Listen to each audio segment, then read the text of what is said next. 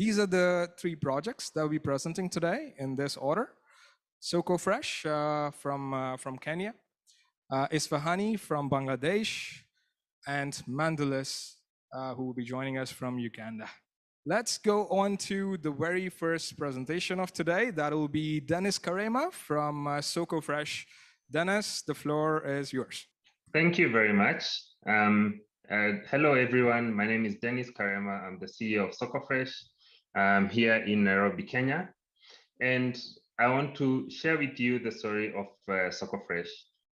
We in Africa have young people of a great promise, and the backbone of our economy is agriculture.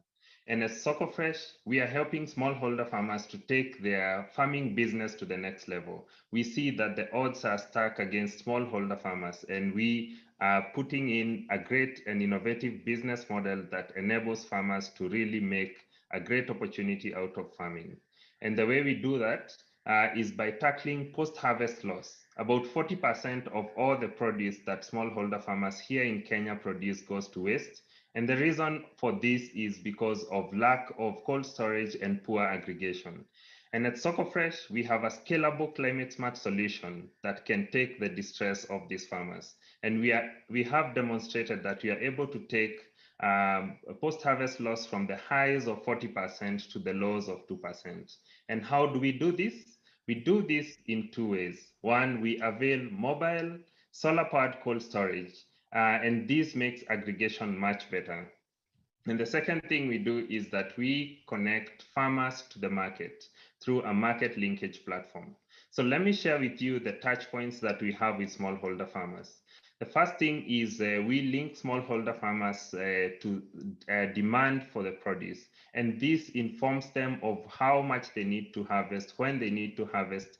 And we then set up cold storage facilities close enough to these rural communities where all the harvested produce can be aggregated for 2 to 3 days awaiting collection by the buyer. And the last bit is that buyers either collect or we organize for transportation for this produce. The farmer gets paid for the produce and the farmer is able to pay an access fee for SoKoFresh services. And over the past year, we've seen great progress. We have been able to prove that this bundle service model works. We have worked with over 1,000 smallholder farmers. We've been able to demonstrate a 20% increase in their income, and over 100,000 kilos of produce have been safeguarded through the use of the mobile solar-powered cold storages.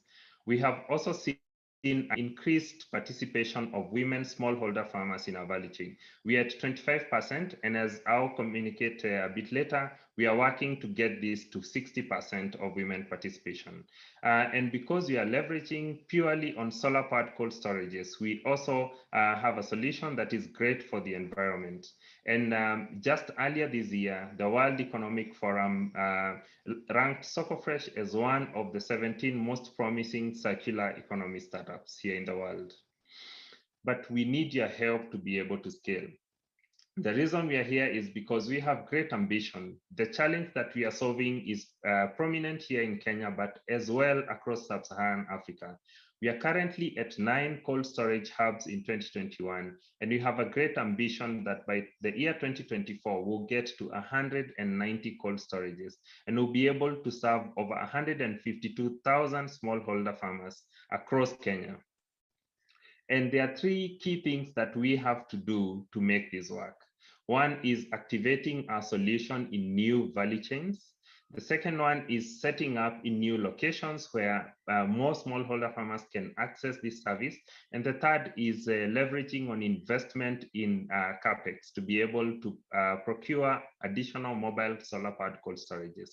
And for the third building block, we are in the pipeline for DFCD. And for the other 2, we are here today to pitch why the 100,000 euros is critical and catalytic for SoKoFresh, because it enables us to do 2 of the 3 key things that are important for us to be able to scale.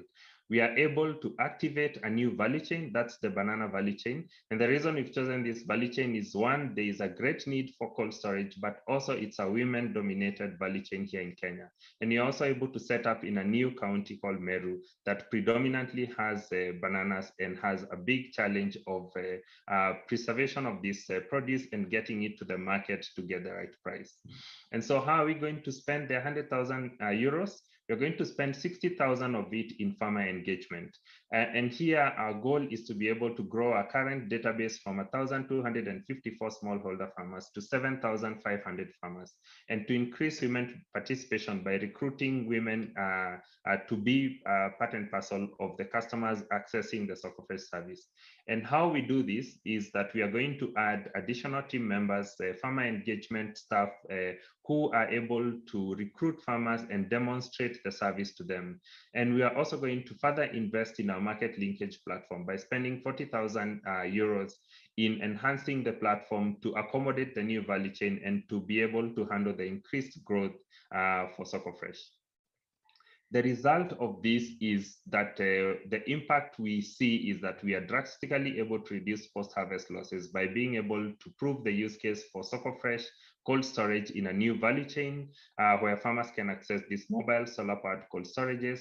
We are also be able to have 7,500 new farmers able to access the service, with 60% of them being women, as well as unlocking a minimum of 20% increased income by the farmers safeguarding the quality of their produce and accessing new markets that we enable them to access. It's also critical for our business because we are able to prove our model in a new value chain, and that's one of the building blocks to scale.